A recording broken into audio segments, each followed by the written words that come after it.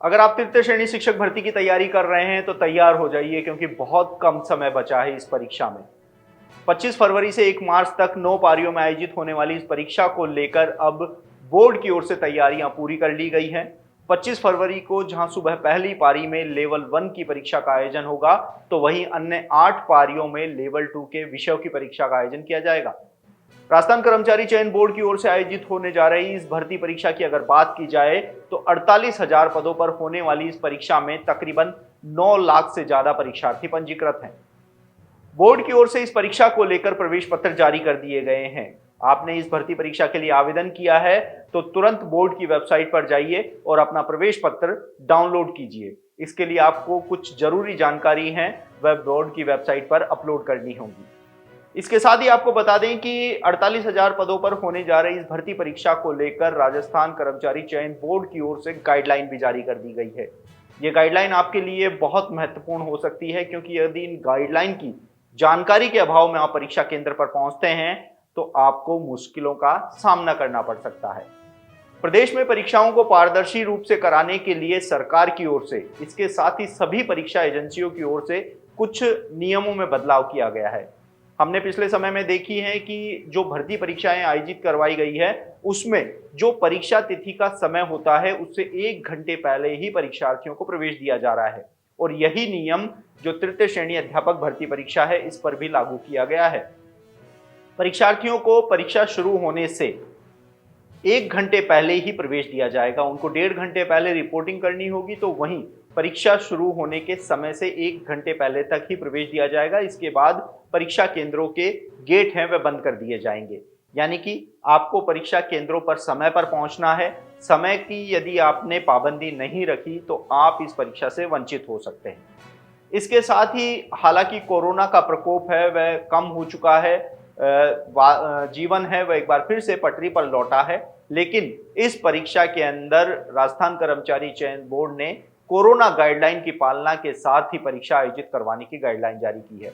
सभी परीक्षार्थियों को मास्क लगाकर आना अनिवार्य होगा। मैं एक बार फिर से दोहरा देता हूं कि इस परीक्षा में शामिल होने वाले सभी परीक्षार्थियों को मास्क लगाकर परीक्षा केंद्रों पर जाना होगा। इसके साथ ही एक पारदर्शी बॉल पेन भी उनको ले जाना होगा।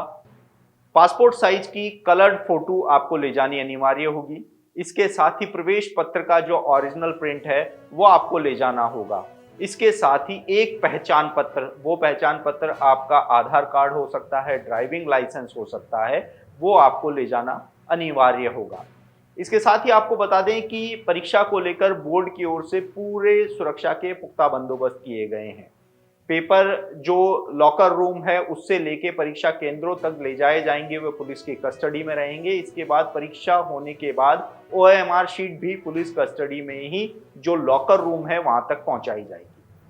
राजधानी जयपुर की अगर बात की जाए तो राजधानी जयपुर में 4 पॉइंटों पे बस अड्डे, अस्थायी बस अड्डे बनाए गए हैं। यानी कि जो परीक्षार्थी परीक्षा देने पहुंचेंगे उनको किसी भी प्रकार की समस्या ना हो, इसको लेकर ये अस्थायी बस अड्डे हैं वह बनाए गए हैं। इसके साथ ही इस परीक्षा की अगर बात की जाए तो लेवल 1 के 21,000 पदों पर तकरीबन 2,20,000 से ज्यादा जो परीक्षार्थी हैं वह पंजीकृत हैं। इसके साथ ही लेवल 2 के 27,000 पदों पर तकरीबन 7.5 लाख से ज्यादा परीक्षार्थी पंजीकृत हैं। बोर्ड की ओर से पहले ही साफ कर दिया गया था कि परीक्षा को लेकर किसी भी प्रकार की कोताही नहीं बरती जाएगी।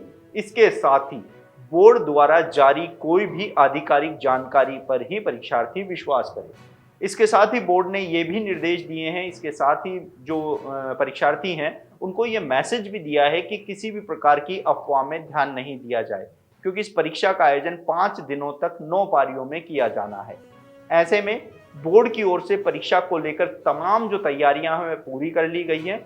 इसके साथ ही जो परीक्षार्थी हैं वह भी अपनी तैयारी में पूरी जी जान से जुटे हुए हैं। लेकिन बोर्ड की ओर से जो गाइडलाइन जारी की गई है उस गाइडलाइन का जो पालना है वह करना अनिवार्य होगा।